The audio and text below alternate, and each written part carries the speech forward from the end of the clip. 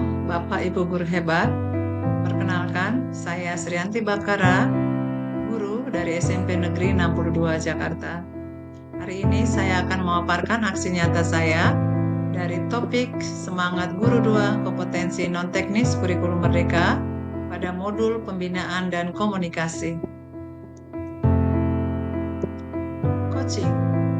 Coaching merupakan proses seni komunikasi yang di dalamnya terdapat percakapan antara coach dengan coacher atau biasa kita sebut dengan klien. Tugas dari coach adalah memberdayakan pikiran coacher sehingga mampu mentransformasi cara berpikirnya dan menciptakan kesadaran baru untuk melampaui apa yang menjadi tujuannya. Teknik untuk mentransformasi pikiran tersebut adalah hanya dengan bertanya, melalui pertanyaan yang memberdayakan yang berupa pertanyaan terbuka. Ada 3 tips coach. Yang pertama adalah membangun trust. Coach harus bisa menunjukkan bahwa ia terpercaya dan mampu menciptakan suasana percaya, trust. Tip yang kedua adalah hadir dan mendengarkan. Hadir dengan kesadaran untuk menghargai seorang coach yang memiliki keunikan dan perbedaan latar belakang keluarga, ekonomi, sosial, pendidikan, dan lainnya. Hadir untuk membawa coach masuk ke dalam kesadarannya, sehingga terjadi keselarasan dalam berpikir agar menjadi mudah mencetuskan pikiran yang kreatif dalam menetapkan tujuan jangka pendek maupun jangka panjang.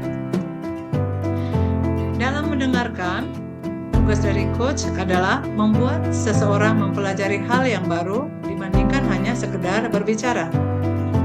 Bukan untuk menjawab, berdebat, memarahi, atau menasihati, melainkan untuk memahami. Meringkas poin-poin penting, menghindari menyelesaikan pertanyaan klien, menghindari memberi solusi, dan menghindari memberi nasihat, mengajukan pertanyaan setelah klien selesai berbicara. Melakukan kontak mata, membedakan perilaku verbal dan non-verbal, dan memahami gestur tubuh. Kemudian, tugas berikutnya dari coach adalah mendengarkan makna di balik kata-kata yang disampaikan coach. Kemudian, gerakan tubuh atau mata, dan uji intuisi dengan bertanya kepada coach. 80/20 yang memiliki arti 80% mendengarkan dan 20% merespon hal yang disampaikan coach dengan pertanyaan yang memberdayakan. Diam, mendengar, menikmati, menyesuaikan, mengapresiasi, hingga meringkas apa yang didengarkan untuk menjadikannya hal tersebut sebagai pertanyaan yang memberdayakan. Tips yang ketiga adalah pertanyaan yang memberdayakan. Bagaimana coach dapat menyiapkan pertanyaan yang memberdayakan? Ada 5 hal yang saya sampaikan di sini adalah yang pertama, menggunakan pertanyaan terbuka. Hindari pertanyaan jawaban ya atau tidak.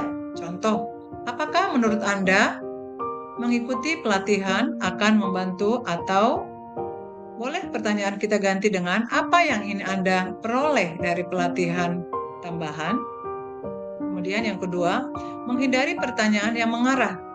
Perhatikan motivasi Anda bertanya, apakah ide tersebut milik Anda atau mereka? Yang ketiga, menghindari sikap bertahan dan menghakimi. Kata mengapa dapat dengan mudah diartikan sebagai sikap menghakimi atau memicu sikap defensif yang dapat menutup pembicaraan. Pertimbangkan untuk menyusun ulang dengan apa atau bagaimana. Yang keempat, tetap singkat. Pertanyaan tetap singkat dan terfokus, membuat segala sesuatunya tetap hadir dan spontan dengan fokus pada klien. Misalnya, daripada bertanya karena ada banyak cara untuk melakukan hal ini, apa pendapat Anda? Mungkin pertanyaan bisa kita ringkas dengan pertimbangkan untuk sekedar bertanya, apa pendapat Anda? Kemudian, yang terakhir, merangkul spontanitas. Tidak perlu menghafal daftar karena rasa ingin tahu dan keterlibatan Anda akan memungkinkan pertanyaan-pertanyaan tersebut mengalir secara alami dengan spontanitas yang menunjukkan pertanyaan yang memberdayakan. Bagaimana contoh-contoh pertanyaan yang memberdayakan? Ada beberapa yang contohnya itu, Yang pertama itu, apa yang penting tentang itu? Apa yang paling penting di sini? Apa yang diperlukan di sini? Apa rasanya bagimu? Apa yang kamu perhatikan? Apa yang menghambatmu? Apa yang akan kamu lakukan? Apa yang mungkin kamu lakukan secara berbeda? Apa yang membuat kamu bersemangat? Apa yang mungkin sekarang? Jika kamu tahu kamu akan berhasil, apa yang kamu lakukan? Apa yang paling kamu inginkan? Apa manfaatnya bagimu? Apa yang berbeda jika kamu mendapatkannya? Apa tujuan besar kamu? Bagaimana kamu berencana untuk mencapainya? Bagaimana perasaan kamu tentang hal itu? Bagaimana kamu bisa memecahkannya menjadi langkah-langkah yang lebih kecil? Atau bagaimana pendapat kamu? Dan masih banyak contoh-contoh pertanyaan yang memberdayakan. Untuk terakhir, kita sebagai coach harus sebaiknya memberikan umpan balik konstruktif. Itu pun dengan izin bertanya kepada coach. Contoh pertanyaannya, bolehkah saya memberikan umpan balik? Jika diperbolehkan oleh coach, coach perlu mengatakan menurut saya dan diakhiri dengan kalimat yang menandakan bahwa keputusan tetap ada di tangan coach. Hal tersebut dikarenakan sesuai dengan tugas coach untuk menginspirasi pikiran coach yang belum maksimal. Kemudian, coach harus berani untuk introspeksi diri dengan mengevaluasi kembali proses coaching dengan menggunakan 8 kompetensi dari International Coach Federation. Demikianlah pemaparan 3 tips coach menurut saya. Terima kasih. Salam sehat selalu.